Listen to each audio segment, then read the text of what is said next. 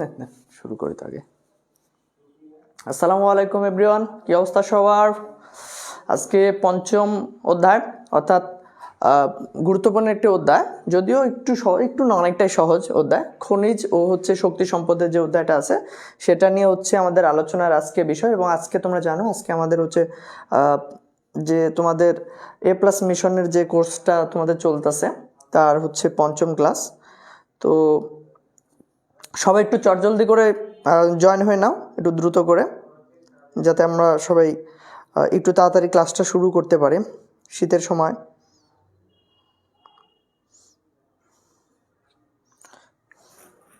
Sound ঠিক মতো আসছে কিনা একটু জানাবা। আরিফা, তাইশু, ফাইমা।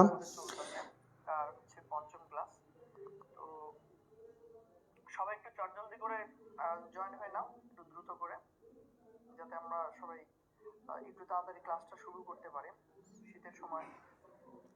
আর কেউ একজন এভরিওয়ান দিয়ে দিও, ঠিক আছে, যাতে একটু সবার কাছে নোটিফিকেশনটা যায়। একটু সবাই এভরিওয়ানটা দিয়ে দিও, ঠিক আছে। তারপর তোমরা কেমন আছো একটু জানাও।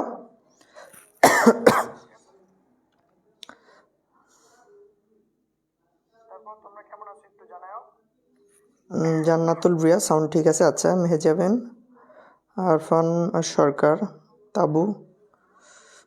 আচ্ছা, যাদের জিওগ্রাফি আছে তাদেরকে একটু মেনশন দিয়ে যাও, তারা যাতে, কারণ তোমরা অনেকেই বলো যে নোটিফিকেশন যায় না, এটা বলো তো। আর কেউ একজন, হ্যাঁ, এভরিওয়ান, তাসমি, গুড, এভরিওয়ান দিয়ে দিয়েছে।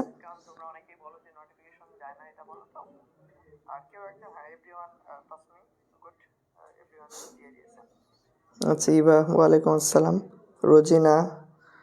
আচ্ছা, মোটামুটি তোমরা আর একটু সময় নিয়ে নিচ্ছে। আচ্ছা, আজকে যেহেতু আমাদের পঞ্চম অধ্যায়, ঠিক আছে, খনিজ ও শক্তি সম্পদের অধ্যায়টা আজকে আমাদের আলোচনার বিষয়। অধ্যায়টা তুলনামূলকভাবে অনেক বড় একটি অধ্যায়, কিন্তু মোটামুটিভাবে যদি একটু বুঝে পড়া যায়, মানে এই চ্যাপ্টারটা যদি সবগুলোই আসলে গুরুত্বপূর্ণ না, কিছু আছে চ্যাপ্টার যেগুলো বাদ দেওয়া যায়, তো বাদ ছাঁটাই করলে মোটামুটি অধ্যায়টা অনেক সহজ হয়ে আসে, ঠিক আছে। তো সেগুলো আমি দেখাই দিব। আর অধ্যায়ের কিছু আছে যেগুলো হচ্ছে, আর অধ্যায়ের কিছু টপিকস আছে যেগুলো হচ্ছে খুবই গুরুত্বপূর্ণ। আমি সেগুলো তোমাদেরকে স্পেসিফিকভাবে দেখাই দেবো যে ক নম্বরের জন্য কোনটা গুরুত্বপূর্ণ, খ নম্বরের জন্য কোনটা গুরুত্বপূর্ণ, এবং কোন জায়গা থেকে আসলে সৃজনশীলটা আসে, এবং এই অধ্যায় থেকে কিভাবে সৃজনশীল আসবে আমি সেটা তোমাদের সবাইকে দেখাই দিব, ঠিক আছে।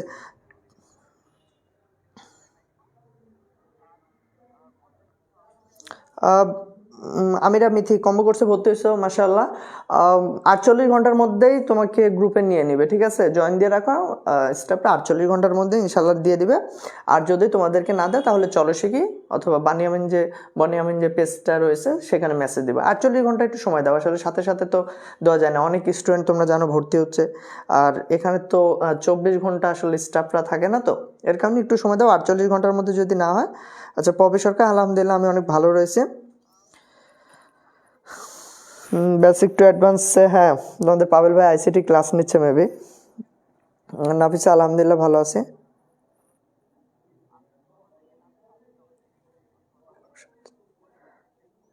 আচ্ছা, তাহলে আমরা ক্লাসে চলে যাই, ঠিক আছে। তো সবাই একটু মনোযোগ দিই। আচ্ছা, তো আমাদের পঞ্চম অধ্যায় যেটা, সেটা হচ্ছে খনিজ ও শক্তি সম্পদ। আমরা জানি আমাদের প্রাত্যহিক জীবনে আমরা নানান কাজে খনিজ সম্পদের কিন্তু ব্যবহার করি। বিশেষ করে পরিবহন খাতে যদি আমরা বলি বা জ্বালানি খাতে আমরা যদি বলি, আমরা বহুলভাবে খনিজ সম্পদের উপর অনেকটা নির্ভরশীল হয়ে গেছি। একটা সময় যখন গরুর গাড়ি চলতো, একটা সময় যখন মানুষ বেশিরভাগই সাইকেল ব্যবহার করতো, এগুলো যখন ব্যবহার করতো, এখন সেগুলো থেকে আমরা আধুনিক সভ্য হয়ে গেছি। এখন যদি পরিবহন ব্যবস্থা বা যানবাহন ব্যবস্থার কথা বলা হয়, তাহলে বেশিরভাগই আমরা হচ্ছে কীভাবে মানে খনিজ সম্পদের জ্বালানিগুলো ব্যবহার করে চলাচল করি। আবার বর্তমানে তোমার যদি আমরা গ্যাস লাইনের কথা বলি বা পেট্রোলিয়াম তেলের কথা বলি, এগুলো, অর্থাৎ আমি যেটা বলতে চাচ্ছি যে আমরা এখন অনেকটা হচ্ছে খনিজ সম্পদের উপর নির্ভরশীল হয়ে গেছি। তো এই খনিজ সম্পদগুলাই, মানে বিশ্বের প্রধান যে খনিজ সম্পদগুলো রয়েছে, পেট্রোলিয়াম তেল, তারপর হচ্ছে গ্যাস, গ্রাফাইট, কয়লা, এই যে খনিজ সম্পদগুলো আছে, এইগুলো হচ্ছে আমাদের আজকের অধ্যায়ের মূল আলোচনার বিষয়, ঠিক আছে।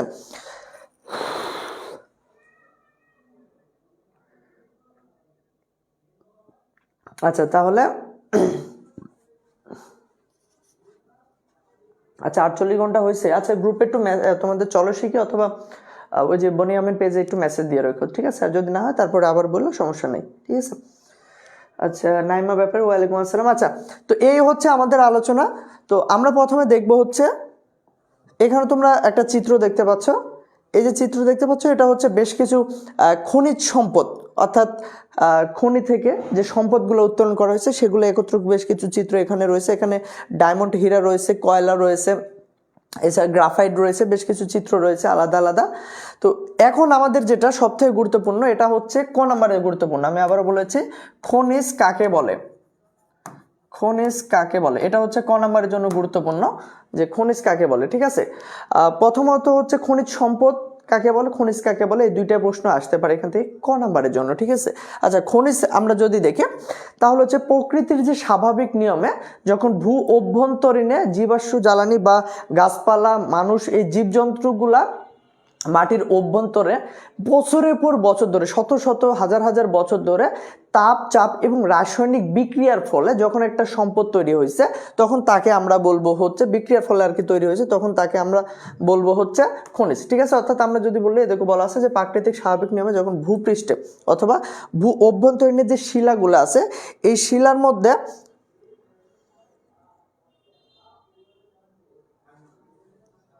কি এর এটা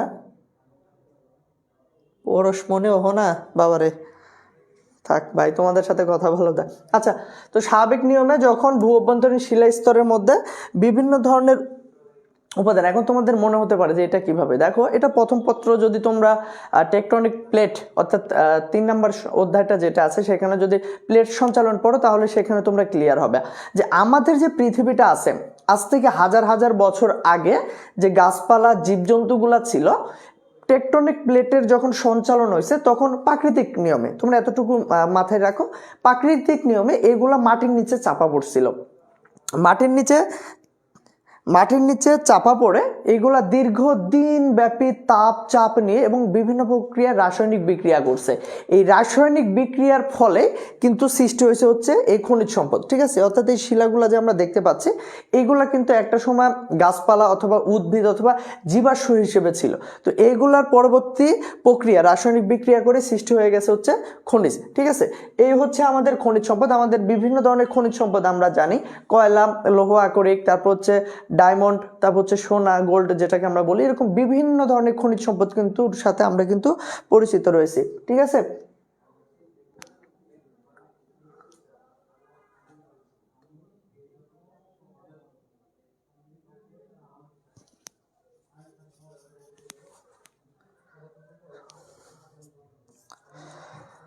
আচ্ছা তো এখন আমরা দেখি হচ্ছে খনিজ সম্পদ কাকে বলে। এই যে আমি যে খনিজ সম্পদগুলো বললাম, লোহা, তারপর হচ্ছে ডায়মন্ড, কয়লা, এগুলা বলো তো কোথায় পাওয়া যায়? এগুলো কি মাটির ওপরে ঘুরে বেড়ায়? এগুলো কিন্তু মাটির ওপরে থাকে না। এগুলো কোথায় থাকে বললাম? এগুলা ভূপৃষ্ঠের অভ্যন্তরীণ অর্থাৎ মাটির নিচে থাকে, ঠিক আছে?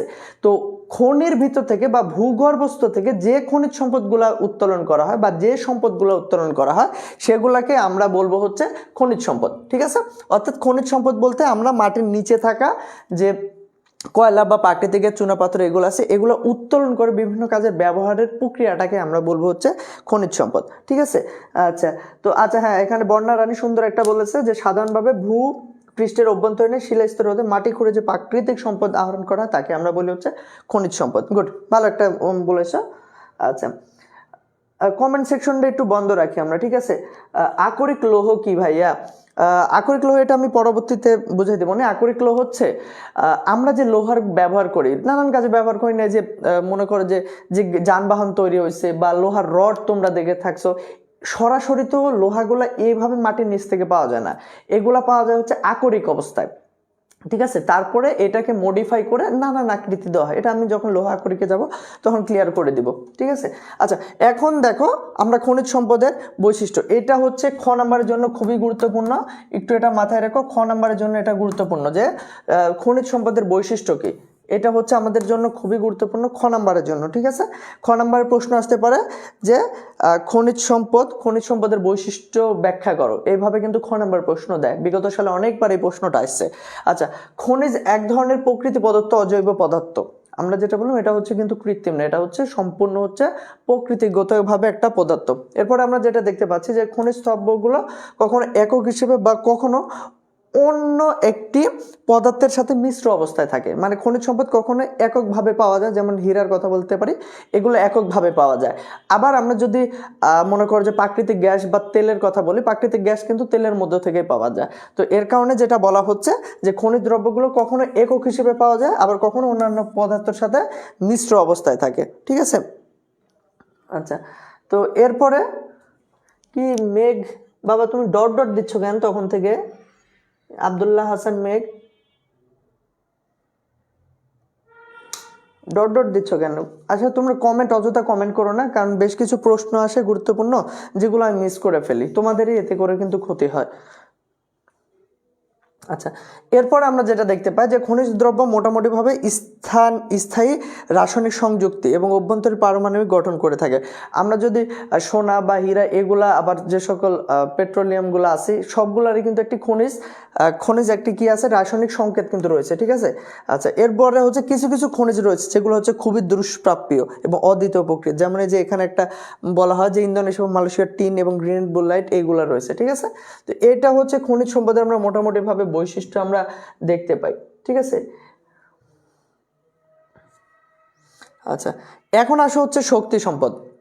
এখানে দুইটা চিত্র দেখতে পাচ্ছ, এটা হচ্ছে জলস্রোতকে কাজে লাগিয়ে সম্পদ উত্তোলন করা হচ্ছে, আর এটার সাথে তোমরা মোটামুটি সবাই পরিচিত থাকার কথা। ঠিক আছে, এটা মোটামুটি তোমরা পরিচিত হওয়ার কথা যে আমরা যেটা ব্যবহার করে থাকি আর কি, সৌর বিদ্যুৎ হিসেবে যেটাকে ব্যবহার করে থাকি, এইটা হচ্ছে একটা ব্যবস্থা। তো এখানে গুরুত্বপূর্ণ যেটা আছে সেটা হচ্ছে শক্তি সম্পদ কাকে বলে। ঠিক আছে, শক্তি সম্পদ হচ্ছে যে প্রাকৃতিক অথবা কৃত্রিম উৎস থেকে, যা থেকে বিদ্যুৎ অথবা তাপের মতো শক্তি উৎপাদন করা হয়। যেমন আমরা যদি বিদ্যুৎ শক্তির ব্যবহার কথা বলি, দেখো তোমরা জলবিদ্যুৎ, তারপর হচ্ছে যে সৌর বিদ্যুৎ, এগুলার নামের সাথে পড়ে থাকবা যে জল বিদ্যুৎ কিন্তু যে জলের স্রোতকে কাজে লাগিয়ে যে এখানে বিদ্যুৎ উৎপাদন করা হয়। ইউজুয়ালি আমরা যেগুলো বিদ্যুৎ উৎপাদন করি সেই বিদ্যুৎগুলা কিন্তু, মানে আমরা যেগুলো বিদ্যুৎ, এগুলা কিন্তু প্রাকৃতিক গ্যাস অথবা কয়লা অথবা ইউরেনিয়াম এগুলো ব্যবহার করেও বিদ্যুৎ উৎপন্ন করা হয়। এর বাইরেও, মানে খনিজ সম্পদ ব্যবহার করার বাইরেও গিয়েও আমরা যেভাবে শক্তি উৎপাদন করতে পারি সেটা হচ্ছে এই যে পদ্ধতি, জলবিদ্যুৎ, তারপর হচ্ছে সৌরবিদ্যুৎ, এই প্রক্রিয়ায় আমরা শক্তি সম্পদ তৈরি করতে পারি। তো এর কারণে বলা হচ্ছে যে প্রাকৃতিক বা হচ্ছে কৃত্রিম উৎস থেকে যখন কোনোভাবে শক্তি উৎপাদন করা হয় তখন সেটাকে আমরা বলবো হচ্ছে শক্তি সম্পদ। ঠিক আছে, আচ্ছা। তো এইখানে যেটা গুরুত্বপূর্ণ বিষয় আছে, শক্তি সম্পদটাকে আমরা দুইটা ভাগে ভাগ করতে পারি। কি দুইটা? একটা হচ্ছে অপ্রচলিত বা হচ্ছে নবায়নযোগ্য, আর আরেকটা হচ্ছে প্রচলিত বা হচ্ছে অনবায়নযোগ্য। ঠিক আছে, আচ্ছা। এটার মধ্যে যেটা, সেটা হচ্ছে সৌরশক্তি, বায়ু শক্তি, জলবিদ্যুৎ। এখান থেকে কিন্তু এমসিকিউ আসে যে নিচের কোনটি নবায়নযোগ্য শক্তি, নিচের কোনটি নবায়নযোগ্য শক্তি, নিচের কোনটি অপ্রচলিত শক্তি, নিচের কোনটি তোমার অনবায়নযোগ্য শক্তি, এই জায়গা থেকে কিন্তু এমসিকিউটা আসে। ঠিক আছে, তো এর কারণে এটা খুবই গুরুত্বপূর্ণ। তো দেখো যে অপ্রচলিত বা নবায়নগুলো হচ্ছে সৌরশক্তি, বায়ু শক্তি এবং হচ্ছে জলবিদ্যুৎ, অর্থাৎ যেগুলো আমরা কৃত্রিমভাবে ব্যবহার করে থাকি এগুলো হচ্ছে অপ্রচলিত, মানে এগুলো খুব একটা প্রচলিত আমাদের মাঝে নাই। ঠিক আছে, এবং এগুলো হচ্ছে নবায়নযোগ্য, অর্থাৎ নতুন করে সৃষ্টি করা যায়, অর্থাৎ ফুরায় যায় না। যেমন মনে করো আমরা যদি তেল থেকে মানে খনিজ তেল থেকে আমরা যদি বিদ্যুৎ উৎপাদন করতে চাই, বা প্রাকৃতিক গ্যাস থেকে যদি আমরা বিদ্যুৎ উৎপাদন করতে চাই, ব্যবহার করার পর ওই খনিজ তেল কিন্তু ফুরায় যায়, কিন্তু যেটা বলা হচ্ছে যে নবায়নযোগ্য মানে নতুন একটা শক্তিকে কাজে লাগে। নবায়নযোগ্য মানে কি? নতুন একটা শক্তি। সূর্যের যেটা শক্তি, এটা কিন্তু একটা নিজেরই একটা শক্তি, সূর্যের যে শক্তি এটা কিন্তু নিজেই একটা শক্তি। এই শক্তিকে কাজে লাগিয়ে নতুন করে, নবায়ন মানে কি? নতুন করে আবার যখন শক্তি উৎপাদন করা হচ্ছে, মানে বিদ্যুৎ শক্তি উৎপাদন করা হচ্ছে। আমরা তো সূর্যের আলো থেকে সরাসরি বিদ্যুৎ পাই না, পাই? তা কিন্তু পাই না। এই যে সূর্যের যে আলো, এটা কিন্তু একটা আলাদাই একটা শক্তি। এই শক্তিকে কাজে লাগিয়ে যখন নতুন করে কোনো শক্তি উৎপাদন করা হবে তখন সেটাকে আমরা বলবো হচ্ছে নবায়নযোগ্য। ঠিক আছে, আশা করি ক্লিয়ার হয়ে গেছো। আচ্ছা, তো আরেকটা হচ্ছে প্রচলিত বা হচ্ছে অনবায়নযোগ্য, অর্থাৎ নতুন করে যেটা তৈরি করা যায় না, এবং হচ্ছে যেটা আমরা সাধারণত প্রচলিত হয়ে আছি সেইগুলা। তো সেগুলোর মধ্যে কয়লা, পেট্রোলিয়াম গ্যাস এবং খনিজ তেল, এগুলা হচ্ছে তোমার হচ্ছে অনবায়নযোগ্য এবং হচ্ছে প্রচলিত। তাহলে এই হচ্ছে আমরা শক্তি সম্পদগুলা দেখলাম। আমরা মানুষও কিন্তু একটা শক্তি, যেগুলোকে আমাদেরকে বলা হয় হচ্ছে মানব শক্তি। ঠিক আছে, তো এই যে হচ্ছে শক্তি সম্পদকে তাহলে আমরা কয়টা ভাগে পাইলাম? দুইটা ভাগে পাইলাম। একটা হচ্ছে অপ্রচলিত বা হচ্ছে নবায়নযোগ্য, আরেকটা হচ্ছে কি পাইলাম যে প্রচলিত, এবং হচ্ছে আমরা পাইলাম হচ্ছে অনবায়নযোগ্য। ঠিক আছে, কোনটা কোন ধাপে যায় সেটা একটু ভালোভাবে দেখে নিও, কারণ কি বললাম যে এখান থেকে এমসিকিউ আসার সম্ভাবনা খুবই বেশি। ঠিক আছে,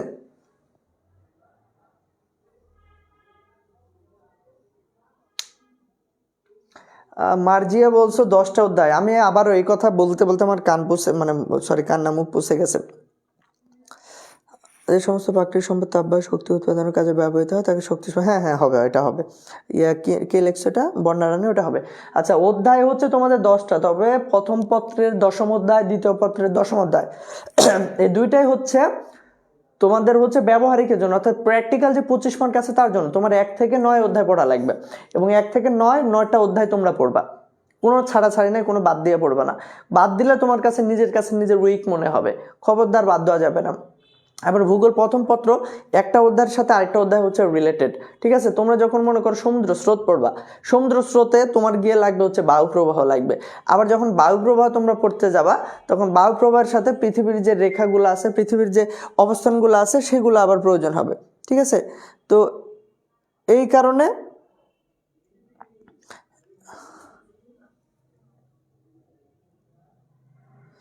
কারণে যেটা বলছিলাম, কোনো অধ্যায় বাদ দেবে না, শুধুমাত্র অধ্যায় বাদ দেবে হচ্ছে 10ম অধ্যায়টা, ওখান থেকে কোনো রকম এমসিকিউ বা সৃজনশীল আসবে না। ঠিক আছে, আচ্ছা, তো এই হচ্ছে আমরা শক্তি সম্পদগুলো দেখলাম। আচ্ছা, জিওগ্রাফি কঠিন।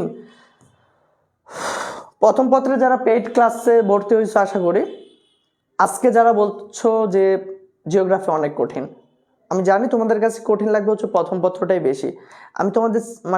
আমি তোমাদের এই বুঝ বা এই শক্তিটা আমি তোমাদের কাছে প্রমিসটা আমি করতে চাই। তুমি আমার ক্লাসগুলা প্রথম পত্রে যারা পেইডে ভর্তি হয়ে গেছো, তারা যে যদি ক্লাস করো, মনোযোগ দিয়ে ক্লাস করো, এরপরও যদি কেউ বলো সমস্যা হয়েছে, আমি তোমার টাকা ব্যাক দিয়ে দেব, এতটুকু নিশ্চয়তা আমি তোমাকে দিতে পারি। আমি তোমাকে গ্যারান্টি দিতে পারি যে আমার যে ক্লাসগুলা, যখন পেইড ক্লাসে প্রথম পত্রগুলা পাবা, ভাই ভূগোল অনেক সহজ। তোমরা যদি ভেতরে, আমি কি বলছিলাম যে যদি ভেতরে আকাঙ্ক্ষাটা জাগাও যে আমি কিছু জানছি, আমি কিছু শিখছি, এই আকাঙ্ক্ষা যদি ভেতরে জাগাও, তাহলে দেখবা ভূগোল খুবই ভালো লাগছে। কারণ তুমি ভূগোলে যেগুলো পড়তেছো, এগুলো তোমার বাহ্যিকের চারপাশে সব কিছুই হয়, তোমার আশপাশে সেই ঘটনাগুলো ঘটে। তুমি যখন ভূগোল পড়বা, এই যে মনে করো যে বায়ু প্রবাহগুলা, শীতকালে বাতাস আসছে, এই যে এখন শীতকালে, এখন বাতাস আসবে হচ্ছে উত্তর দিক থেকে, গ্রীষ্মকালে বাতাস আসে দক্ষিণ দিক থেকে। যখন ভূগোল এগুলো পড়বে, আসলেই তো এখন তুমি কিন্তু জানো না কেন উত্তর দিক থেকে এখন বাতাস আসতেছে, কেন গ্রীষ্মকালে দক্ষিণ দিক থেকে বাতাস আসতেছে। যখন তুমি ভূগোল পড়বা, তখন চিন্তা করবা, আসলেই তো মাথায় তো এই প্রশ্ন ঘুরতেছিল, পৃথিবী যে গোল, আসলে কি আমরা পৃথিবী গোল আসলে কি আমরা বুঝতে পারি পৃথিবী গোল? বুঝতে পারি না। তারপরেও আমরা যখন ভূগোল পড়বো, তখন কিন্তু তোমার কাছে জানার আকাঙ্ক্ষাটা হবে যে আসলেই তো ভূগোল তো পৃথিবী তো গোল। তো এর কারণে যেটা বলছিলাম যে একটু চেষ্টা করবা। প্রথম পত্র কঠিন, আমি এর কারণে বলতেছি যে একটু কষ্ট করো। যখন ভিতরে, আমি কি বলছি, চারদিকে তোমাকে অন্তর দিয়ে দেখতে হবে বিষয়টা। তুমি যখন যেটা পড়বা, সেটা হচ্ছে চারদিকে তোমাকে দেখতে হবে। কত রান কত? খেলা দেখতেছিল না? আচ্ছা, তো এই হচ্ছে খনিজ সম্পদ। এখন আমরা বিশ্বের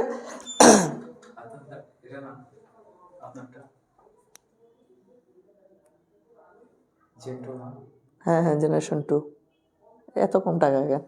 এগুলোর মধ্যে প্রচুর আবার আছে, দেখেন অনলাইনে পেলে ভালোই তো। কোথা থেকে আসবে? ভালোই তো। এগুলো আমার ভাইয়া কিনে নিয়ে আসে, ওরকমই দাম পড়ে, 600 করে 500 করে পাইকারি নিয়ে আসে। আচ্ছা, তো আসলে তাহলে আমরা এখন দেখি, এই জায়গাটা হচ্ছে খুবই গুরুত্বপূর্ণ। এই যে আমরা এখন দেখবো হচ্ছে বিশ্বের প্রধান খনিজ সম্পদ। বিশ্বের প্রধান খনিজ সম্পদ বলতে যে খনিজ সম্পদগুলা সব থেকে বেশি ব্যবহৃত হয়। ঠিক আছে, ওটা আউট 6 হয়েছিল, ওটা 6 দিছিল, দুইটাই ছিল 6। আচ্ছা, পিডিএফ অফিসের দায়িত্বে থাকে। ঠিক আছে। আচ্ছা, তো যেটা বলছিলাম, বিশ্বের যদি প্রধান খনিজ সম্পদের কথা বলা হয় তাহলে যেগুলা সব থেকে বেশি আসে, লৌহ আকরিক, প্রাকৃতিক গ্যাস, খনিজ তেল, তারপর হচ্ছে গ্রাফাইট আছে, কয়লা আছে, এইগুলো হচ্ছে বিশ্বের প্রধান খনিজ সম্পদ, মানে যেগুলো সব থেকে বেশি ব্যবহার হয়। ঠিক আছে। এছাড়া খনিজ সম্পদ আরও কিন্তু হীরা রয়েছে, অর্থাৎ ডায়মন্ড রয়েছে, গোল্ড সোনা রয়েছে, এছাড়া হিউজ হাজার হাজার খনিজ সম্পদ কিন্তু আমরা ব্যবহার করে থাকি। তবে এইগুলো হচ্ছে বিশ্বের সব থেকে বেশি প্রচলিত, এর কারণে এগুলো হচ্ছে আলোচনা আমাদের বিষয়। ঠিক আছে। আচ্ছা, তো এইখানে সর্বপ্রথম আমরা যেটা আলোচনা করবো, এটা 5 স্টার দিয়ে দাও একেবারে, মানে 5 স্টারের মধ্যে 5 স্টার, সেটা হচ্ছে এই লৌহ আকরিক। এটা হচ্ছে খুবই গুরুত্বপূর্ণ। এই জায়গা থেকে গ ঘ অর্থাৎ সৃজনশীল আসবে, সিকিউ এই জায়গা থেকে আসার সম্ভাবনা সব থেকে বেশি। ঠিক আছে। আচ্ছা, লৌহ আকরিকটা কি? এখানে তোমরা যেটা দেখতে পাচ্ছ যে কে একজন প্রশ্ন করলেন না যে লৌহ আকরিক আসলে কি। দেখো, মাটির নিচে আমরা যে লোহার ব্যবহার তো তোমরা সবাই জানো। আধুনিক সভ্যতার এখানে একটা যেটা মাথায় রাখবা যে লোহা মানে সভ্যতার একটা চেঞ্জ, একটা সভ্যতার চেঞ্জই হয়ে গেছে হচ্ছে লোহার ব্যবহার। তোমরা একটা যারা ইতিহাস পড়ো তারা একটা যুগের নাম শুনে থাকবে হচ্ছে প্রস্তর যুগ। কি যুগ? প্রস্তর যুগ। প্রস্তর মানে হচ্ছে পাথর, প্রস্তর মানে হচ্ছে পাথর। প্রস্তর যুগের কথা কেন বললাম?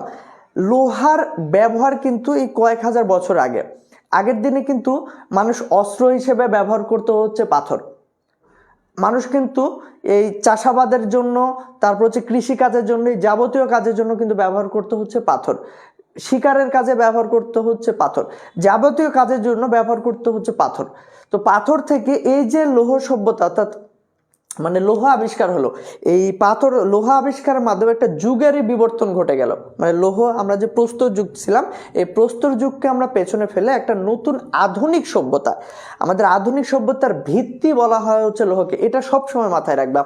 কারণ দেখো যে আমরা যাবতীয় চারপাশের সব কিছু কাজে কিন্তু আমরা লোহা ব্যবহার করে থাকি। আমরা যানবাহনের কাজে মনে করো কোথাও যাচ্ছি, যানবাহন কিসের দ্বারা তৈরি? লোহার দ্বারা তৈরি। আমরা মনে করো যে গরম লাগতেছে, ফ্যান চালু করলাম, কিসের দ্বারা তৈরি? লোহার দ্বারা তৈরি। এই যে উঁচু উঁচু ইমারত, বিল্ডিং যাবতীয় তৈরি হচ্ছে, এগুলো কি দ্বারা তৈরি হচ্ছে? লোহা দ্বারা তৈরি হচ্ছে। রাস্তাঘাট কিসের কাজে ব্যবহার হচ্ছে? লোহা। লোহটা এর কারণে বলা হচ্ছে লোহা হচ্ছে একটি আধুনিক সভ্যতার মানে যাত্রা শুরু করছিল হচ্ছে লোহ দ্বারা। ঠিক আছে। এবং আরেকটা যেটা মনে করো যে কেউ চাষাবাদ করতেছে, এই যে কুড়াল, দা, তারপর হচ্ছে খন্তি, তারপর হচ্ছে টিলার, মেশিং, এগুলা কি লোহা। আবার মনে করো শিল্পে যদি আমরা যাই, শিল্প কারখানার তো যন্ত্রপাতি যত আছে সবকিছু কিন্তু লোহা দ্বারা তৈরি। তো এই কারণে আমি যে কারণে বলতে চাচ্ছি এটা, যে লোহা হচ্ছে একটি সভ্যতার বিবর্তন, মানে চেঞ্জ করে দিয়েছে। প্রস্তর যুগ থেকে আমরা আধুনিক সভ্যতায় যে পা ফেলছি সেটা হচ্ছে এই লোহা আবিষ্কারের মাধ্যমে। ঠিক আছে। এখন এই লোহাটাকে এখন কি আমরা মনে করি যে রড বা হচ্ছে তোমার মনে করো যে ওই যে যন্ত্রপাতিগুলো আছে, শিল্প কারখানার যে মেশিনগুলো আছে, এইগুলাকে আমরা মাটির ভেতর থেকে সরাসরি পাই? অবশ্যই না। লোহাটাকে আমরা পাই হচ্ছে এই যে দেখতে পাচ্ছ এইভাবে আকরিক অবস্থায়, এইভাবে আমরা আকরিক অবস্থায় লোহাটাকে আমরা পাই। ঠিক আছে। এই আকরিক অবস্থাটাকে আমরা গলিয়ে, আকরিক ব্যবস্থাটাকে আমরা গলিয়ে, যেমন মনে করো তোমরা কামারের কাজ দেখছো না, যে কামারকে একটা যন্ত্র থেকে, রড থেকে মনে করো খন্তি বা হচ্ছে তোমার কাঁচি এইগুলা তৈরি করে। তো এইগুলা যখন আকরিক অবস্থায় আমরা এগুলা পাই, এই আকরিক অবস্থা থেকে গলিয়ে তাকে নিজস্ব মানে একটা প্রয়োজনীয় আকার দেওয়া হয়। সেটা রডের আকার হতে পারে বা যে কোনো আকার প্রদান করা হয়, নানান আকৃতি প্রদান করা হয়। তো এইটাকে বলা হয় হচ্ছে লৌহ আকরিক।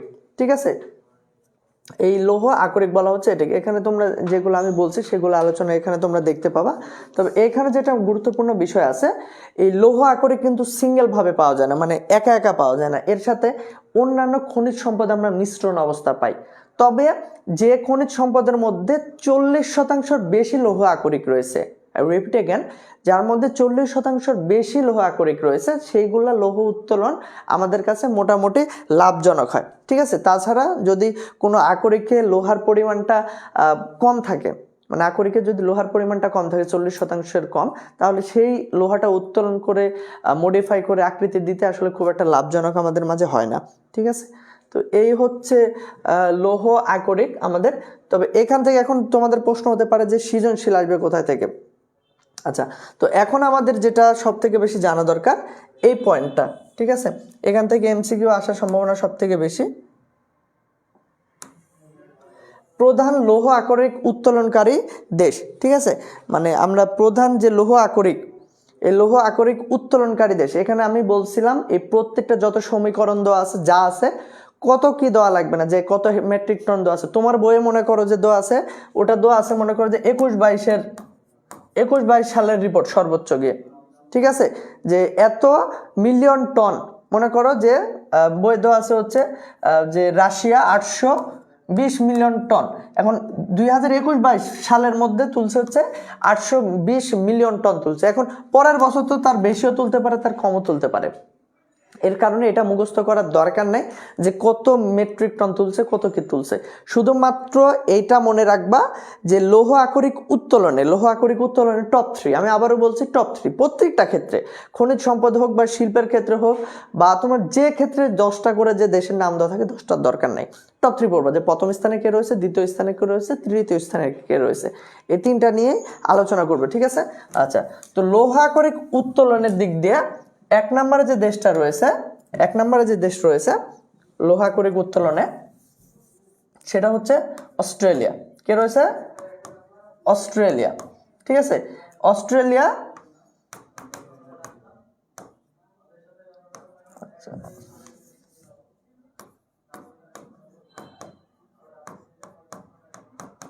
আচ্ছা বানান বলো তো অস্ট্রেলিয়া হচ্ছে লৌহ আকরিক উত্তোলনে হচ্ছে প্রথম, ঠিক আছে, সব থেকে বেশি বিশ্বের মধ্যে সব থেকে বেশি লৌহ আকরিক উত্তোলন করে হচ্ছে অস্ট্রেলিয়া। দ্বিতীয় নম্বরে যে দেশটা রয়েছে সেটা হচ্ছে ব্রাজিল। দ্বিতীয় নম্বরে কে রয়েছে? ব্রাজিল, ঠিক আছে। আর 3 নম্বরে রয়েছে হচ্ছে যে দেশটা সেটা হচ্ছে চীন, ঠিক আছে। 3 নম্বরে রয়েছে হচ্ছে চায়না রয়েছে হচ্ছে 3 নম্বরে। তো এই 3টা মনে রাখবা যে লৌহ আকরিক উত্তোলনের ক্ষেত্রে 1 নম্বরে রয়েছে হচ্ছে অস্ট্রেলিয়া, দ্বিতীয় নম্বরে রয়েছে হচ্ছে ব্রাজিল এবং 3 নম্বরে রয়েছে হচ্ছে চায়না, ঠিক আছে। এটা একটু মাথায় রাখবা, ঠিক আছে। আচ্ছা, তো এই হচ্ছে লৌহ আকরিক উত্তোলনকারী। এখন আসো হচ্ছে আমরা বিশ্বব্যাপী লৌহ আকরিক উত্তোলন চিন্তা ভাবনা করব, ঠিক আছে। আমরা বিশ্বব্যাপী অর্থাৎ এখন এইখানে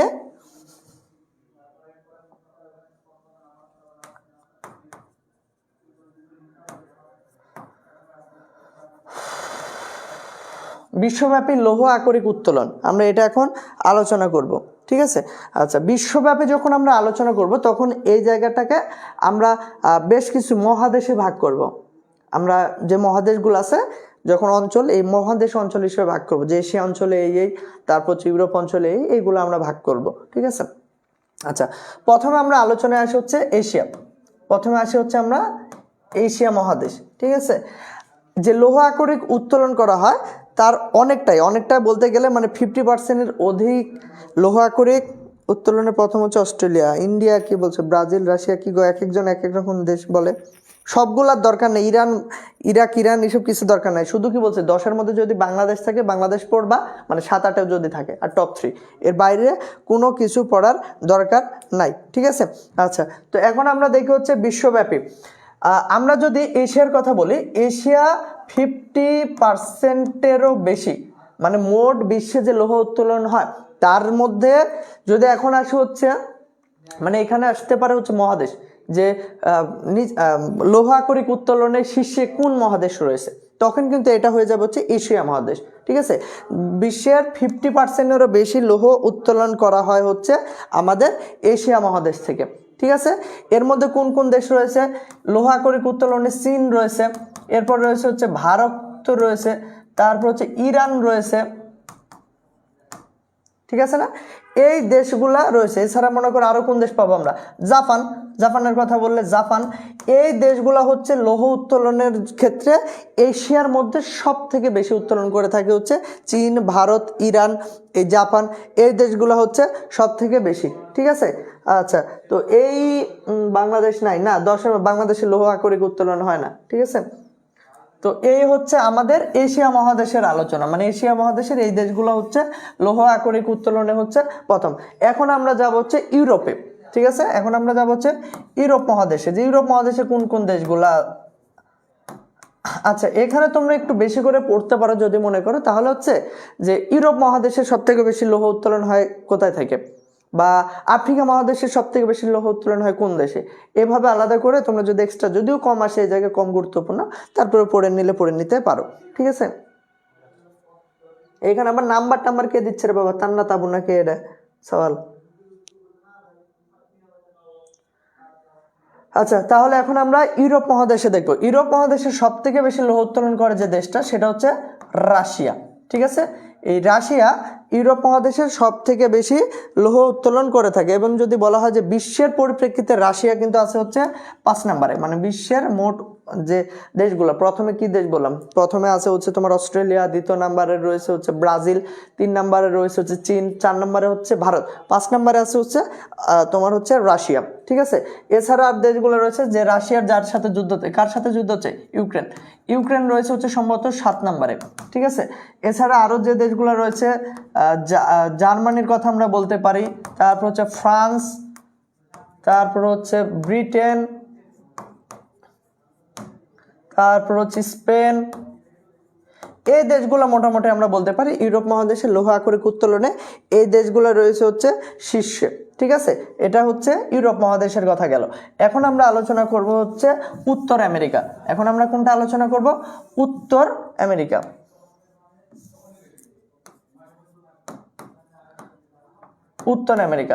উত্তর আমেরিকার মধ্যে সব থেকে যে দেশে বেশি লৌহ উত্তোলন হয় সেটা হচ্ছে কানাডা থেকে, ঠিক আছে। কানাডা এবং হচ্ছে মার্কিন যুক্তরাষ্ট্র যে দুইটা দেশ রয়েছে, এই দুইটা দেশের লৌহ আকরিক উত্তোলনে সব থেকে বেশি শীর্ষে রয়েছে, ঠিক আছে। কানাডার কথাটা একটু মনে রেখো তাহলে হয়ে যাবে, ঠিক আছে। আর এরপরে আমরা যেটা আলোচনা করব সেটা হচ্ছে দক্ষিণ আমেরিকা। দক্ষিণ আমেরিকার যদি আমরা লৌহ উত্তোলনের কথা বলতে চাই তাহলে যে দেশগুলো পাবো সেটা হচ্ছে ভেনেজুয়েলার কথা আমরা পাই, ব্রাজিলের কথা যেটা বললাম যে বিশ্বের দ্বিতীয় নম্বরে রয়েছে হচ্ছে ব্রাজিল তো দক্ষিণ আমেরিকার দেশ, ল্যাটিন আমেরিকার দেশ তোমরা জানো। তো ভেনেজুয়েলা, তারপরে হচ্ছে তোমার হচ্ছে ব্রাজিল, ঠিক আছে। তারপর এই দেশগুলো আর কি সব থেকে বেশি রয়েছে হচ্ছে দক্ষিণ আমেরিকা, ঠিক আছে। বইয়ে দেওয়া আছে রাশিয়া 6 নম্বরে। আচ্ছা, এক একটা বই এক এক রকম থাকবে, এর কারণে তো বললাম যে শুধু টপ 3 পড়বা, বাদ বাকি কিছু দরকার নেই, ঠিক আছে। আচ্ছা, এরপর আমরা হচ্ছে আফ্রিকা, সব থেকে দরিদ্র যে মহাদেশটা হিসেবে আমরা চিনি সেটা হচ্ছে আফ্রিকা মহাদেশের কথা যদি আমরা বলি তাহলে হচ্ছে মোটামুটি দক্ষিণ আফ্রিকার মধ্যে যে জায়গাগুলো রয়েছে পেটেসবার্গ, তারপর হচ্ছে তোমার কেপ হেগেন, এই দেশগুলোতে বেশি, যদি এটা গুরুত্বপূর্ণ। আর হচ্ছে অস্ট্রেলিয়া মহাদেশে, অস্ট্রেলিয়া তো 1 নম্বরে, সেটা তো বললাম। তো এই হচ্ছে বিশ্বব্যাপী লৌহ আকরিক উত্তোলনের আমাদের আলোচনা, ঠিক আছে।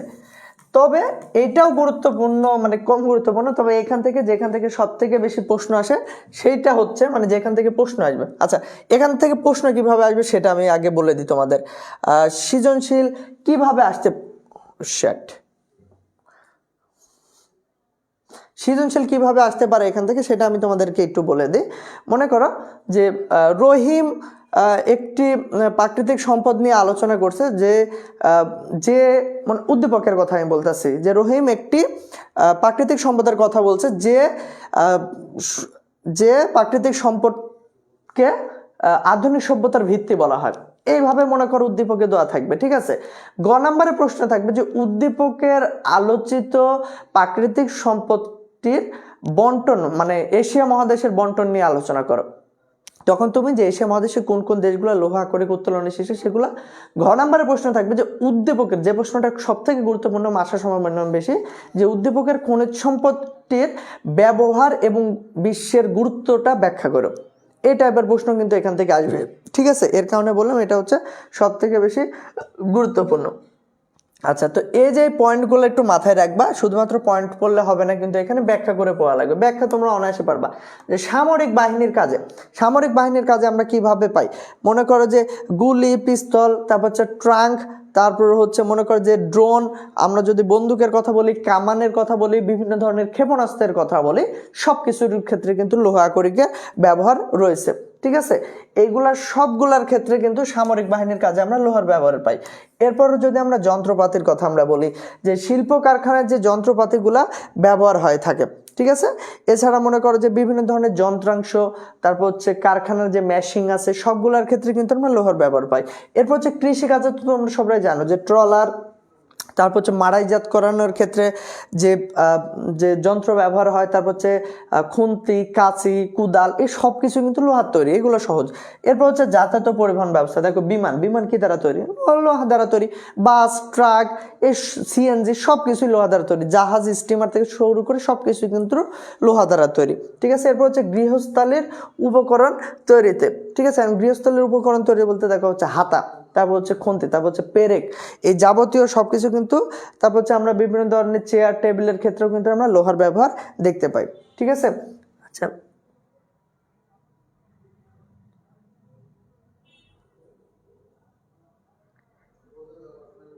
আচ্ছা নীল প্রজাপতি, আচ্ছা ঠিক আছে, আমি একটু স্লোলি বলতেছি। কোনটা আরেকবার বলবো? ইভা ইসলাম।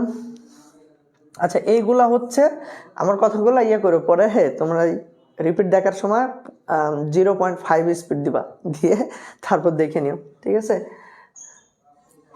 আচ্ছা, এইখান তোমরা নিজেরা কমেন্টে কথা না বলে এদিকে একটু মনোযোগ দাও। আচ্ছা, এরপরে আমরা অন্যান্য কাজ, আমরা যেগুলো আরও যে সকল কাজ রয়েছে সেগুলোর কথা আমরা যদি বলি, যে বিভিন্ন ধরনের ড্রাম, বৈদ্যুতিক যন্ত্রপাতির কথা আমরা বলতে পারি। নানান কাজে আমরা লোহার ব্যবহার করে থাকি, মোবাইল টোবাইল এগুলো তো লোহার তৈরি। তো এইটা হচ্ছে লোহা আকরিক ব্যবহারের গুরুত্ব, এবং এইটা সৃজনশীলের জন্য মোস্ট ইম্পর্টেন্ট। মানে লোহা আকরিকের মধ্যে এই জায়গা থেকে আবার প্রশ্ন আসবে সিকিউ, সৃজনশীলের জন্য, ক্লিয়ার? আচ্ছা, এরপর এখন আমরা যেখানে আলোচনাতে যাব সেটা হচ্ছে দ্বিতীয় যেটা, সেটা হচ্ছে গ্রাফাইট, ঠিক আছে। এখানে তোমরা একটা সুন্দর একটা চিত্র দেখতে পাচ্ছ। গ্রাফাইট মূলত ব্যবহার হয় যে কাজে, সেটা হচ্ছে পেন্সিল, তোমরা মানে আমরা যেটাকে রুল বা পেন্সিল বলি, পেন্সিলের এই যে সীসাটা আছে না, এই সীসাটা কিন্তু তৈরি হচ্ছে গ্রাফাইট দ্বারা, ঠিক আছে। মানে এটার খনিজ সম্পদটাই হচ্ছে গ্রাফাইট দ্বারা তৈরি, ঠিক আছে। তো এটা যেটা দেখতে পাচ্ছ যে গ্রাফাইট হচ্ছে এটা হচ্ছে ক নাম্বারের জন্য গুরুত্বপূর্ণ। গ্রাফাইট কাকে বলে? গ্রাফাইট হচ্ছে নরম ধূসর এবং কালো বর্ণের একটি কার্বন জাতীয় পদার্থ। একটি কার্বন জাতীয় পদার্থ হচ্ছে তোমার এই গ্রাফাইট, এটা একটু মাথায় রেখো। আরেকটা যেটা গুরুত্বপূর্ণ এখানে প্রশ্ন আছে, গ্রাফাইটকে আরেকটা নামে ডাকা হয়, সেটা হচ্ছে এখানে কি নাই, কৃষ্ণ, ঠিক আছে। গ্রাফাইট কৃষ্ণ সীসা, ঠিক আছে। এটা একটু গুরুত্বপূর্ণ, যে কৃষ্ণ সীসা নামে ডাকা হয় হচ্ছে গ্রাফাইটকে, ঠিক আছে। আচ্ছা, তো এই হচ্ছে আমাদের মোটামুটিভাবে গ্রাফাইট, তোমরা দেখতে পাচ্ছ যে গ্রাফাইট কি কাজে ব্যবহৃত হয়।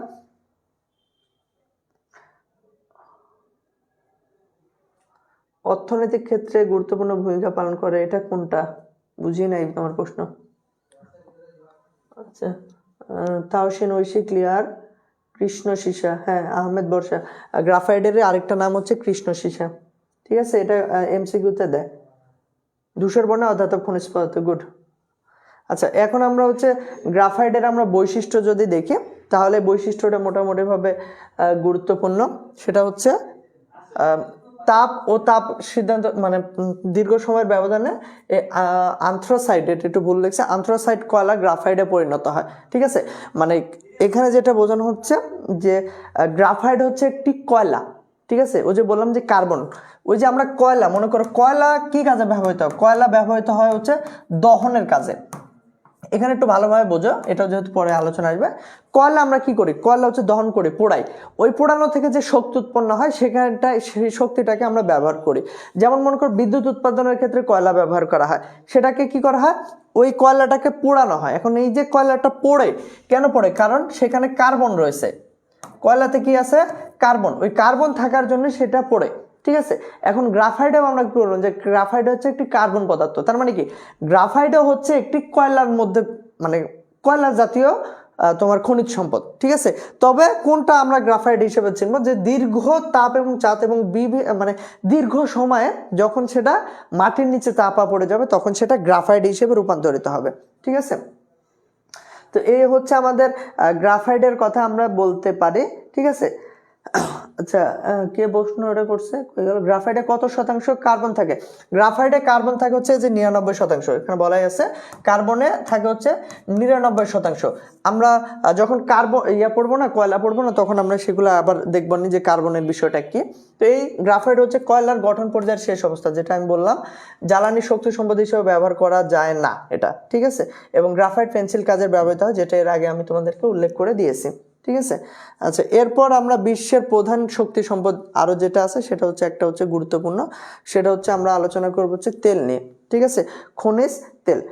তোমরা সবাই জানো যে খনিজ তেল আমরা বিভিন্ন রেলগাড়ি, মোটর গাড়ি, এছাড়া বিদ্যুৎ উৎপাদন এবং আমাদের কিন্তু মানে যোগাযোগ ব্যবস্থার সব থেকে বেশি যেটা ব্যবহৃত হয় সেটা কিন্তু এই খনিজ তেল ব্যবহার করা হয়ে থাকে। খনিজ তেলের মধ্যে কি রয়েছে? ডিজেল গ্যাস, কেরোসিন, তারপর হচ্ছে মনে করো হচ্ছে পিচ্ছিল কারক যে তেলগুলা রয়েছে সেগুলা রয়েছে, মানে অকটেল, পেট্রোল, মানে এইগুলো খনিজ থেকে যদি বলা প্রশ্ন আসতে পারে কিন্তু যে খনিজ তেল কাকে বলে।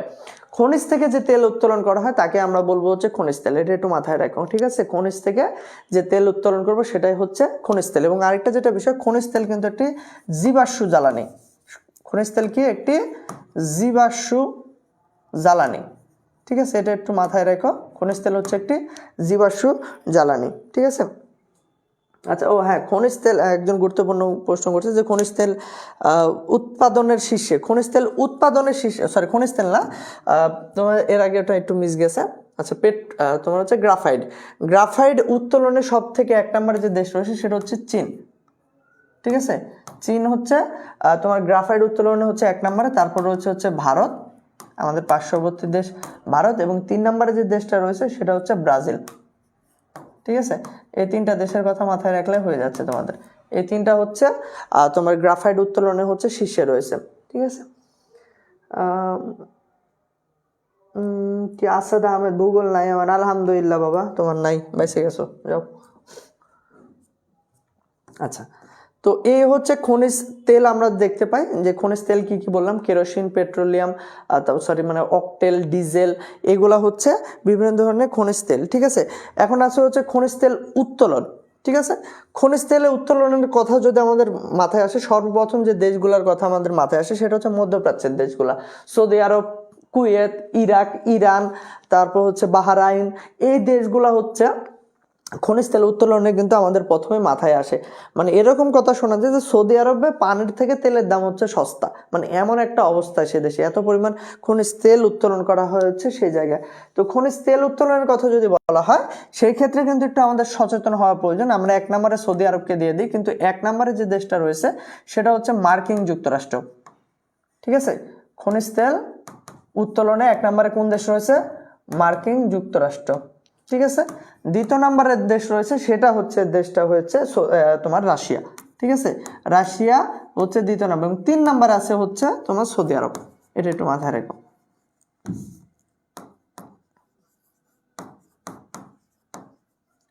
সৌদি আরব এই হচ্ছে তোমার হচ্ছে তেল উত্তোলনের শীর্ষে 3টা দেশ। ঠিক আছে, গ্যাস, এটা কি খনিজ তেল না? ওটা গ্যাস, ওটা হচ্ছে সম্ভবত মিথেন গ্যাস ব্যবহার করা হয়, ওটা হচ্ছে প্রাকৃতিক গ্যাস ব্যবহৃত হয়। ঠিক আছে, তেল সিএনজিতে কি ধরনের গ্যাস, আর গ্যাস হলো খনিজ তেল না, গ্যাস আর তেল আলাদা, খনিজ তেল এবং গ্যাস হচ্ছে আলাদা। গ্যাস মিথেন রয়েছে, কার্বন ডাইঅক্সাইড, এগুলো হচ্ছে এক একটা গ্যাস। ঠিক আছে, তেল এবং গ্যাস আলাদা। ওটা আমি একটু ভালোভাবে ডিফাইন করে দিচ্ছি তোমাদেরকে, আচ্ছা সমস্যা নাই।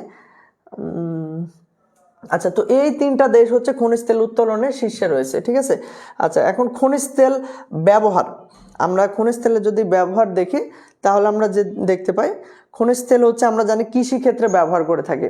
ঠিক আছে, এখন প্রশ্ন হতে পারে যে খনিজ তেল আমরা কৃষি ক্ষেত্রে কিভাবে ব্যবহার করে থাকি। কোথায় ক্লাস তোমার? 10টায় ক্লাস? আমার 9টায় শুরু হয়েছে কিন্তু। আচ্ছা আচ্ছা, তো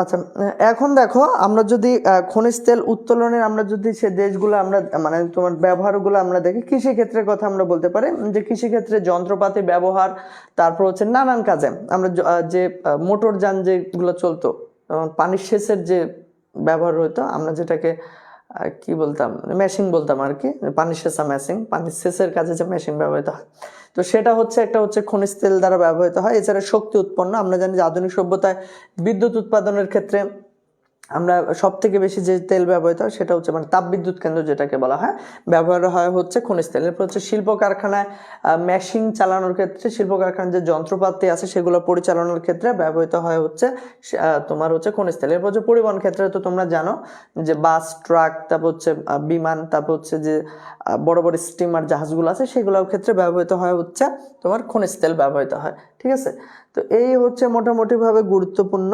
ঠিক আছে, গ্রাফাইট মোজাম্বিক দেওয়া আছে আমার বই, না গ্রাফাইট উত্তোলনের দ্বিতীয় মোজাম্বিক হবে না। ঠিক আছে, এটা একটু জানবো। তো দ্বিতীয়ত সৌদি আরব দেওয়া আছে। আচ্ছা, তোমার ওটা কত সালের রিপোর্ট দেখো, যদি কনফিউশন হয়, আচ্ছা কনফিউশন হলে একটু নেটের ডাটা চেক করো। যে আমি বললাম না, ইনফরমেশন সারা বছর তো এক থাকে না। দেখা যাচ্ছে কোনো বছর তেল উত্তোলনে শীর্ষে আছে হচ্ছে সৌদি। ঠিক আছে, কোনো বছর তেল উত্তোলনে সৌদি আরব আছে হচ্ছে 1 নম্বরে, 2য় নম্বরে, 1 নম্বর মার্কিন যুক্তরাষ্ট্র 2য়। আবার কোনো কোনো ক্ষেত্রে মানে কোনো বছর আবার রাশিয়া আইছে, মানে 22-23 সালের মধ্যে, মানে 22 সালে মনে করো সৌদি সব থেকে বেশি তেল উত্তোলন করছে, 23 সালে এসে রাশিয়া সব থেকে বেশি তেল উত্তোলন করছে। তবে এখন পর্যন্ত লাস্টে যেটা রিপোর্ট সেটা হচ্ছে 2য় নম্বরে হবে হচ্ছে তোমার সৌদি। তোমার এটা যদি কনফিউশন হয় তুমি একটু গুগল চেক দিবা। ঠিক আছে, তাহলে ওখানে লাস্ট রিপোর্ট তোমরা পেয়ে যাবা। ঠিক আছে, ভুল আমারও হতে পারে। আচ্ছা, তো এই হচ্ছে আমরা খনিজ তেল আমরা ব্যবহারগুলো আমরা দেখতে পাই। এখন আমরা যেটা আলোচনা করব সেটা হচ্ছে প্রাকৃতিক গ্যাস। ঠিক আছে, আচ্ছা এখানে একটু মিস হচ্ছে। প্রাকৃতিক গ্যাসের কথা আমি একটু সহজে বলে থাকি। প্রাকৃতিক গ্যাস হচ্ছে সাধারণত যে খনিজ তেল যেখানে পাওয়া যায় না সেখান থেকে কিন্তু প্রাকৃতিক গ্যাস পাওয়া যায়। প্রথম অবস্থায় থাকে পানি, তার উপরে থাকে হচ্ছে তেল, তার উপরে থাকে হচ্ছে গ্যাস। মানে যে জায়গাতে খনিজ তেল থাকে, যে খনিতে খনিজ তেল থাকে সেই খনিতে প্রাকৃতিক গ্যাস থাকে। এবং প্রাকৃতিক গ্যাস যদি কোনো কারণে স্পেস পায়, মানে হচ্ছে ফাঁকা পেয়ে যায়, তাহলে কিন্তু সেটা বাতাসের মধ্যে মিশে চলে যাবে।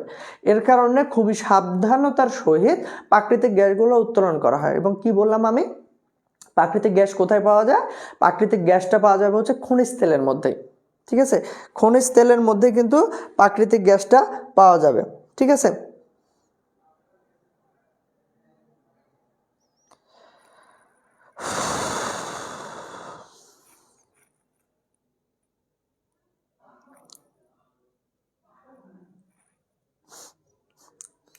বেঁচে গেছো, কি আর বলবো বলো।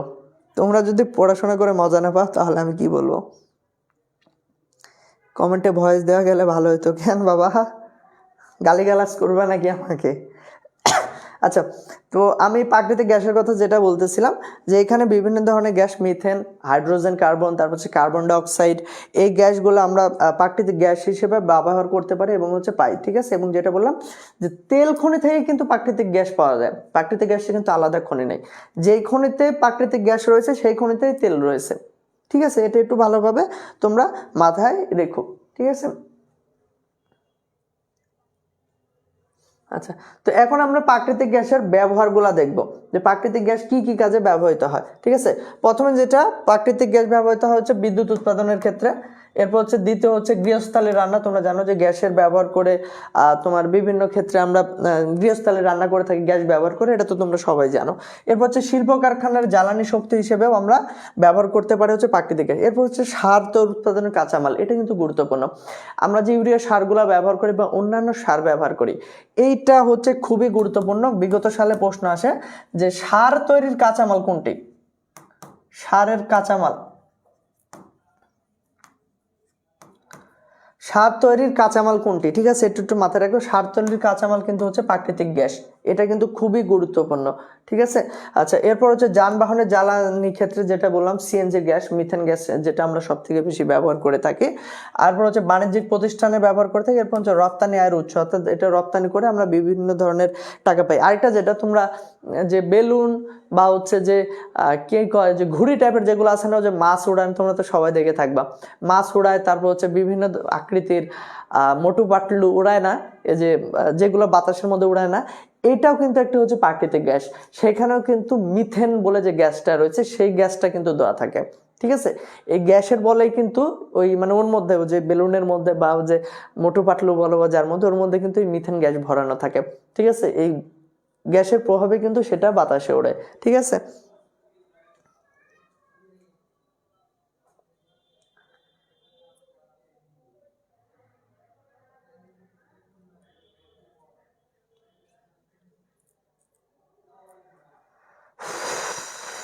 আচ্ছা, তো এই হচ্ছে আমরা প্রাকৃতিক গ্যাস আমরা দেখতে পাই, ঠিক আছে। এরপর আমরা যেটা গুরুত্বপূর্ণ, যেটাকে আমরা বলি হচ্ছে ব্ল্যাক ডায়মন্ড, ঠিক আছে, মানে কালো হীরা যেটাকে বলা হয়, এবং মানে অন্যতম একটি প্রচলিত যে খনিজ সম্পদ সেটা হচ্ছে কয়লা। দ্বিতীয় কোনটি প্রাকৃতিক গ্যাস উৎপাদন একটু বলে দেন, বুঝি নাই। প্রথম, দ্বিতীয় আর তৃতীয় দেশ কোনটি? প্রাকৃতিক গ্যাস উত্তোলনে প্রথম 3টা দেশ বললাম তো। 1 নাম্বার রয়েছে হচ্ছে, বলা হয় না এটা না, আচ্ছা, যেহেতু ভালোভাবে একটু কথাটা শোনো, যেহেতু খনিজ তেলের যে খনি থাকে সেখান থেকে যেহেতু প্রাকৃতিক গ্যাস উত্তোলন করা হয়, তো 1 নম্বরে যে দেশটা রয়েছে সেটা হচ্ছে মার্কিন যুক্তরাষ্ট্র, ঠিক আছে। 1 নম্বরে রয়েছে হচ্ছে মার্কিন যুক্তরাষ্ট্র। আমি এটা বলতেছি হচ্ছে খনিজ তেল উত্তোলনে মার্কিন যুক্তরাষ্ট্র রয়েছে হচ্ছে খনিজ তেল উত্তোলনে 1 নম্বরে। দ্বিতীয় নম্বরে হচ্ছে রাশিয়া। দ্বিতীয় নম্বর কে রয়েছে হচ্ছে রাশিয়া, ঠিক আছে। 3 নম্বরে প্রাকৃতিক গ্যাস উত্তোলনে যে দেশটা রয়েছে সেটা হচ্ছে ইরান, ঠিক আছে।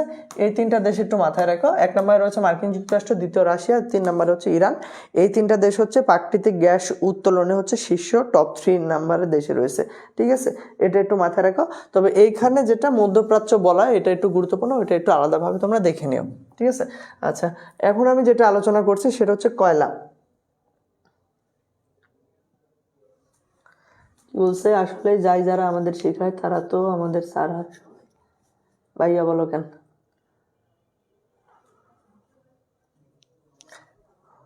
ভাই বলো, কাকা বলো, চাচা বলো, আঙ্কেল বলো, ফুফা বলো, ফুফু বলো, কোনো সমস্যা নেই, যা ইচ্ছা বলো তোমরা। আচ্ছা, এখন হচ্ছে আমরা আলোচনা করব হচ্ছে যেটা আমি বললাম যে হচ্ছে ব্ল্যাক ডায়মন্ড। ব্ল্যাক ডায়মন্ড যাকে বলা হয় সেটা হচ্ছে কয়লা, তোমরা এটা দেখতে পাচ্ছ, ঠিক আছে। তো তাই কি বাবা, এটা তবে তবে মাত্র আসলে কথাটা। আচ্ছা, এখন দেখো আমরা যেটা আলোচনা করব সেটা হচ্ছে কয়লা, ঠিক আছে।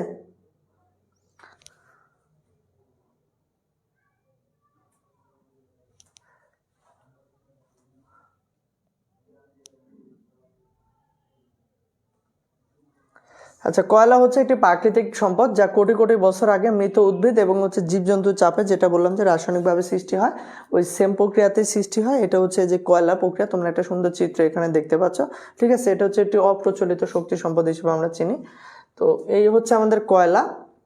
এরপর যদি এখন আমরা কয়লার প্রধান ধরন, এই জায়গাটা হচ্ছে একটু গুরুত্বপূর্ণ, ঠিক আছে। কয়লার যে প্রকারভেদগুলো রয়েছে সেগুলো হচ্ছে, কে রে বাবা লামিয়া, রাব্বি ভাইয়া, এ বাবা তুমি কত আলিফ টানে ফেলছো, এত আলিফ টানার দরকার নাই, ঠিক আছে। আচ্ছা, তো এখন দেখো হচ্ছে কয়লার ধরন। কয়লাকে আমরা 3টা ভাগে ভাগ করতে পারি, আন্থ্রাসাইট, বিটুমিনাস এবং হচ্ছে সাববিটুমিনাস, ঠিক আছে।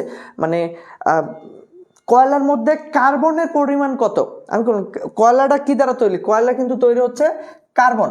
এখন কয়লার মধ্যে কত শতাংশ, আই রিপিট अगेन, কয়লার মধ্যে কত শতাংশ কার্বন আছে তার উপর ভিত্তি করে কয়লাকে 3টা ভাগে ভাগ করা হয়, আন্থ্রাসাইট, বিটুমিনাস এবং হচ্ছে সাববিটুমিনাস।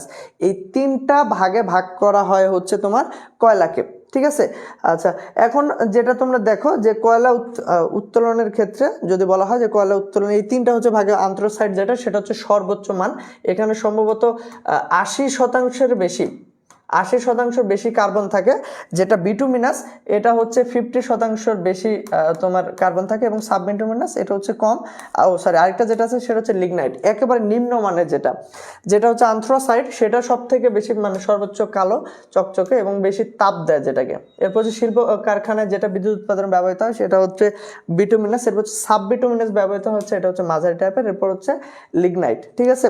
এই 4টা ভাগে আমরা ভাগ করতে পারি মোটর। এছাড়া আরেকটা তোমরা নাম পেতে পারো, সেটা হচ্ছে পিট। আরেকটা কি পেতে পারো? পিট। পিট হচ্ছে একেবারে নিম্নমানের যে কয়লা রয়েছে সেটাকে আমরা বলতে পারি হচ্ছে পিট, ঠিক আছে। আচ্ছা, এক এক ধরনের বই এক এক পাবা, তবে সব থেকে বেশি কার্বন আছে এটা মাথায় রাখবে, সব থেকে বেশি কার্বন রয়েছে হচ্ছে আন্থ্রাসাইডে, ঠিক আছে। এটা একটু ভালো করে মাথায় রাখো। এখন হচ্ছে কয়লা উত্তোলনকারী দেশ। কয়লা উত্তোলনকারী দেশে 1 নম্বরে রয়েছে হচ্ছে আমাদের এশিয়া মহাদেশের দেশ, সেটা হচ্ছে চীন, ঠিক আছে। চীন রয়েছে হচ্ছে কয়লা উত্তোলনে আমাদের মাঝখানে হচ্ছে সব থেকে বেশি, মানে হচ্ছে কয়লা উত্তোলন করে থাকে। এরপর 2য় নম্বরে রয়েছে এশিয়া মহাদেশেরই, সেটা হচ্ছে ভারত, ঠিক আছে। 3 নম্বরে রয়েছে মার্কিন যুক্তরাষ্ট্র, যুক্তরাষ্ট্র রয়েছে 3 নম্বরে। এই 3টা মাথায় রেখো। কয়লা উত্তোলনের শীর্ষে রয়েছে চীন, দ্বিতীয় শীর্ষে রয়েছে ভারত, 3 নম্বরে রয়েছে মার্কিন যুক্তরাষ্ট্র। ঠিক আছে, তো এই 3টা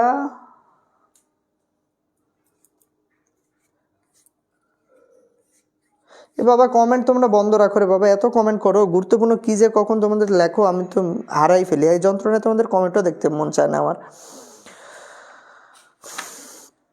তো এই আমরা কয়লা উত্তোলন কথা বলতে পারি। তো আমাদের ব্যবহারের কথা যদি বলা হয় যে কয়লা উত্তোলন আমরা কয়লা কি কি কাজে ব্যবহার করে থাকি সেটার যদি আমরা বলি তাহলে প্রথমে দেখো জ্বালানি কাজে আমরা কয়লা ব্যবহার করতে পারি। তোমরা সবাই জানো জ্বালানি কাজে একটা সময় প্রচুর পরিমাণে কয়লা ব্যবহৃত হচ্ছে। এরপর শিল্প কারখানা পরিচালনার ক্ষেত্রে, শক্তি উৎপাদনের ক্ষেত্রে কয়লা ব্যবহৃত হয়। 3 নম্বর বিদ্যুৎ উৎপাদনের ক্ষেত্রে ব্যবহৃত হয়। এছাড়া বিভিন্ন ধরনের উপজাত দ্রব্য ক্ষেত্রে আমরা রং করার ক্ষেত্রে কয়লা ব্যবহার করে থাকি। এইগুলা কয়লার প্রধান। তো এই আচ্ছা কয়লার ব্যবহার এগুলা তো তোমরা দেখতেই পাবা, এই যে এগুলো আছে। ঠিক আছে, এই মোটামুটি আমাদের যে খনিজ সম্পদগুলা রয়েছে এই খনিজ সম্পদের বর্ণনা, অর্থাৎ বিশ্বে যে প্রধান প্রধান খনিজ সম্পদগুলা রয়েছে সেগুলা কি কি আলোচনা করলাম আমরা। লৌহ আকরিক সব থেকে বেশি, প্রাকৃতিক গ্যাস, কয়লা, তারপর তোমার পেট্রোলিয়াম যে তেলগুলা রয়েছে এগুলো পৃথিবীর, এবং গ্রাফাইট ছিল গ্রাফাইট, এইগুলো পৃথিবীর সব থেকে ব্যবহার এবং গুরুত্বপূর্ণ খনিজ সম্পদের মধ্যে পড়ে। ঠিক আছে, তো এইগুলো একটু ভালোভাবে তোমরা দেখে নিও। এবং এরপরে যেটা আছে সেটা পিট কয়লা কি লিগনাইট কয়লা নিম্নমানের? হ্যাঁ, পিট একেবারে সর্বনিম্ন পিট সর্বনিম্ন। ঠিক আছে, আচ্ছা এখন আমরা যেটা আলোচনা করব, আমি বলছিলাম ভূগোল বই দ্বিতীয় পত্র যেটা তোমাদের আলোচনা, প্রথম পত্র আমরা টপিকস নিয়ে আলোচনা করব। যেমন আজকে আমাদের যেটা ছিল খনিজ এবং শক্তি সম্পদ, আমরা খনিজ কাকে বলে, শক্তি সম্পদ কাকে বলে সেই সম্পর্কে আমরা প্রথমে আলোচনা করলাম, তাই না? এরপরে শক্তি সম্পদ এবং খনিজ নিয়ে আমরা তারপরে আলোচনা করলাম যে বিশ্বের পরিপ্রেক্ষিতে কোন কোন দেশগুলো শীর্ষে রয়েছে। এখন আমি বলছিলাম যে অধ্যায় শেষে প্রত্যেকটা ক্ষেত্রে এইভাবে থাকে। এখন আমরা আলোচনা করি আমাদের বাংলাদেশের অবস্থানটা কি, আমাদের বাংলাদেশ কি অবস্থানে রয়েছে, এটা আমি সংক্ষিপ্তভাবে আলোচনা করব, যদিও সময় নাই। তো ইসমতা কি ছুটি নিবা? যাও, তোমাকে ছুটি দিয়ে দিলাম। আচ্ছা, এখন আমরা যে প্রাকৃতিক বাংলাদেশে যদি বলা হয় যে বাংলাদেশে কোন কোন খনিজ সম্পদগুলো রয়েছে, তাহলে আমরা প্রাকৃতিক গ্যাসের কথা আমরা বলতে পারি, বিশেষ করে সিলেটের, তারপর মৌলভীবাজার, হবিগঞ্জে যে অঞ্চলগুলো রয়েছে ওই অঞ্চলটাতে। আর কি রয়েছে, কঠিন শিলা রয়েছে আমাদের এখানে। এইগুলাই আমরা মোটামুটিভাবে পাই। আমরা যদি প্রাকৃতিক গ্যাসের কথা বলি, আমাদের মোটামুটিভাবে ভালোই প্রাকৃতিক গ্যাস ক্ষেত্র রয়েছে। ঠিক আছে, বর্তমানে মোটামুটি যদি আমি ভুল না করি তাহলে প্রাকৃতিক বাংলাদেশের গ্যাসের খনির সংখ্যা 29টি। ঠিক আছে, মানে গ্যাস ক্ষেত্র বাংলাদেশের সব থেকে মানে গ্যাসি সেটা 29টি গ্যাস ক্ষেত্র। এর মধ্যে তিতাস সব থেকে বড় গ্যাস ক্ষেত্র। ঠিক আছে, এই গ্যাস ক্ষেত্রটা সব থেকে বড়। ঠিক আছে, কয়লা কোথায় পাবো ভাইয়া? কয়লা পাওয়া যায় মাটির নিচে। ভাই এমসিকিউ পড়াবেন না? না, আজকে এমসিকিউ পড়ানোর মতো সময় না, এমসিকিউ তোমাদের পরীক্ষা নেওয়া হবে, তো ওটা তো তোমাদের বনি ভাই বলেই দিয়েছে। ঠিক আছে, আরেকটা যেটা গুরুত্বপূর্ণ সেটা তোমরা যারা এখনো পেইড বসে ভর্তি হয় নাই, ঠিক আছে, তোমাদের সামনেই তোমাদের পরীক্ষা কিন্তু রয়েছে। এবং তোমরা জানো যে তোমাদের অফারও দিয়েছিল, এই যে হুডি, সুন্দর একটা হুডি তোমাদেরকে দিবে ইনশাল্লাহ। আর অবশ্যই তোমরা যারা এখনো পেইড ক্লাসে ভর্তি হন বা যারা এখনো ইনসিনসিয়ার ভাবে ঘুরে বেড়াচ্ছ যে পড়াশোনা লাগে না, মানবিক শাখা মানেই পড়াশোনা লাগে না, না পড়লেই প্লাস বা পাশ করলে মিটে যাবে, এই চিন্তাধারা থেকে তোমরা বের হয়ে আসো দয়া করে। গত বছরের রেজাল্ট তোমরা সবাই দেখেছো, পাশের হার ফেলের হার কি অবস্থা ছিল, কি বাজে অবস্থা। সামনেবারও আশঙ্কা করছি তার থেকে ভালো কিছু তোমরা আসলে পাবা না। তো এর কারণেই এখানে তোমরা ক্লাস করতেছো, খুবই মানে তোমরাই হিসেব করো যে ক্লাসগুলো কেমন তোমরা পাচ্ছ, কেমন টিচারে তোমরা ক্লাসগুলো পাচ্ছ। এটা হিসাব করে তোমার যদি মনে হয় যে হ্যাঁ ভালো পাচ্ছি, তাহলে বলবো যে জলদি করে ভর্তি হয়ে যাও, পড়ার আলছামোটা করে না, নিজেকে একটু সময় দাও। আর মানে এই বয়সটাতে তো তোমাদের স্টুডেন্ট লাইফে তোমরা এখন কি করবা? সারাদিন রিলস দেখা, টিকটক দেখা, আর ওই কি কয় যে শর্ট ভিডিও দেখা, এইসব একটু ছাড়ে দাও। আর এই যে হেন অনেক মানে তোমাদের তো আবার মানে আনঅফিসিয়াল বেশ আত্মীয় স্বজন থাকে, এক একজনের অনেক আত্মীয় বানায় নাও নিজে নিজে। ঠিক আছে, আনঅফিসিয়াল আত্মীয় বানায়। তো এই জায়গা থেকে একটু সরে আসো, এসে একটু পড়াশোনায় দিকে মনোযোগ দাও। ঠিক আছে, ভালো কিছু করতে চাইলে একটু ভালোভাবে পড়তে চাও। ঠিক আছে, তো এখন যেটা আমি বলছি, কুমিল্লাতে কি হয়েছে, শুধু ভূগোলে ভর্তি হয়েছে কিন্তু অ্যাড করে না, করে ফেলবে 48 ঘন্টার মধ্যে ইনশাল্লাহ করে ফেলবে, চাপ নাই। টেস্ট এক্সাম আছে, দাঁড়েন গুনো ঠিকই গুনছি, কি কয় ভাইয়া শুধু, আমি তো জানি কি কি জানো। আচ্ছা হ্যাঁ, তোমাদের পরীক্ষা হবে শুধুমাত্র 3টা সাবজেক্টের উপরে এ পর্যন্ত, অর্থাৎ গতকালকে বনি ভাইয়া যে ঘোষণা দিয়েছিল যে গতকালকের আগের যতগুলা ক্লাস হয়েছে বাংলা, ইংরেজি, আইসিটি, মার্ক হচ্ছে সম্ভবত যেটা আমি দেখলাম সেটা হচ্ছে বাংলাতে 40 মার্ক, ইংরেজিতে 30 মার্ক এবং হচ্ছে আইসিটিতে হচ্ছে 30 মার্ক, এই হচ্ছে 100 মার্কের পরীক্ষা হবে, ঠিক আছে। এবং তোমাদের জন্য তো একটা বিশেষ স্মার্টফোন, এই যে স্মার্টফোনটা রাখিয়ে দিয়েছে, যে স্মার্টফোনটা রয়েছে তোমরা জানো, এই স্মার্টফোনটা তোমরা গিভওয়ে হিসেবে পাচ্ছ, গিফট হিসেবে পাচ্ছ, খুবই ভালো ফোন, এই যে ফোনটা তোমরা পাচ্ছ, ঠিক আছে, খুবই সুদর্শন ফোন। তো এর কারণে ইভা ইসলাম আত্মীয় স্বজন, এই যে এটা পেয়ে যাচ্ছ তোমরা, তো চটজলদি করে সবাই ভর্তি হয়ে নাও এবং পরীক্ষায় অবশ্যই সবাই একটু ভালো করার চেষ্টা করবা। আনঅফিসিয়াল আত্মীয় স্বজন কি? আনঅফিসিয়াল আত্মীয় স্বজন হচ্ছে যে আত্মীয় স্বজনের খোঁজ তোমার বাবা মা কেউ জানে না, তোমার রক্তের রিলেটেড যারা আছে তারা কেউ জানে না যে তুমি তলে তলে অনেকগুলো আত্মীয় স্বজন বানাই ফেলছো, ঠিক আছে। এইগুলা হচ্ছে আনঅফিসিয়াল আত্মীয় স্বজন। তোমরাই ভালো জানো তোমাদের কতগুলা আত্মীয় স্বজন রয়েছে, আনঅফিসিয়াল আত্মীয় স্বজন রয়েছে, ঠিক আছে। আর ব্যাপারে ভাগ্যে না, তারপর চেষ্টা করো, গিফট কেন দরকার, চেষ্টা করবে, তোমাকে এখানে কাজে না লাগলেও তো তোমার পড়ায় তো কাজে লাগতেছে, পরীক্ষার বসে তো তুমি এখন যখন এটার জন্য পড়াশোনা করতেছো, তুমি গিফট না পাও তোমার তো সেটা লস হচ্ছে না, ক্ষতি তো হচ্ছে না, তুমি তো পড়াশোনা করতে তো পারবা, পড়াশোনা করলে তোমার পরীক্ষায় তো ভালো কিছু হচ্ছে, ঠিক আছে।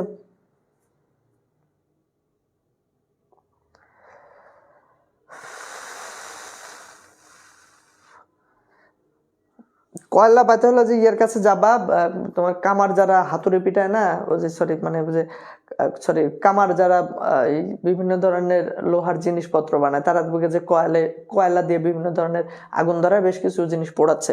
আবার যারা একটু ইয়ে আছে তারাও যে বারবিকিউ পার্টি করে হচ্ছে কয়লা দিয়ে, কয়লা তোমরা দেখো না এখন পর্যন্ত, বারবিকিউ খাও যে কয়লাটা করে সেটা কি?